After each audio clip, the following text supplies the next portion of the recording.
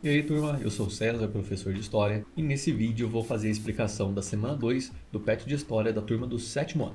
Nessa aula nós vamos fazer ainda uma revisão do conteúdo do sexto ano, onde hoje vamos falar da evolução do ser humano. Deixando bem claro que o surgimento do ser humano já foi explicado das mais diferentes formas, pelas mais variadas culturas, contextos sociais e históricos, e que também nós historiadores não sabemos nem ao certo quando nem como, mas que existem principalmente duas teorias que vão pautar esse surgimento: a teoria do criacionismo e a teoria do evolucionismo. O evolucionismo são aqueles estudos que recorrem pela ciência, pelas evidências históricas, pelas fontes, pelos fósseis, pelas pesquisas genéticas, pela pesquisa dos artefatos, baseado principalmente ali na ideia de Charles Darwin no seu livro A Origem das Espécies, onde ele vai propor uma teoria da evolução, de que o ser humano evoluiu de um primo dos primatas até chegar ao que nós somos hoje. E nessa evolução, nesse processo de evolução, ele vai se adaptando, onde nessa teoria do Charles Darwin, aquele que melhor se adaptasse ao meio ambiente teria mais chances de sobreviver em detrimento do outro.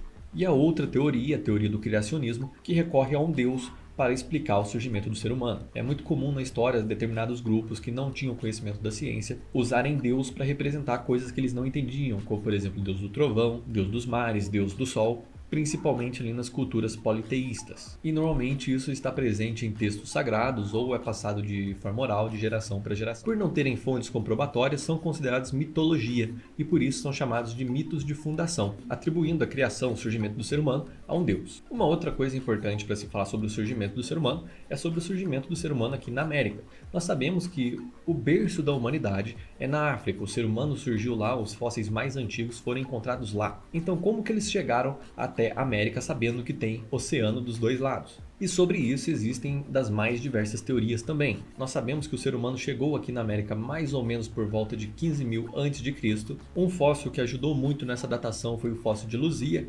encontrado aqui no Brasil, em Minas Gerais, conhecida como a mulher mais antiga das Américas e que acabou se perdendo ali a maior parte no incêndio que tivemos no Museu Nacional em 2018. Mas a teoria mais aceita sobre como os seres humanos chegaram aqui na América é através do Estreito de Bering, onde no final ali do período paleolítico com a era glacial, onde uma ponte de gelo vai se formar ali entre o extremo asiático e o extremo americano.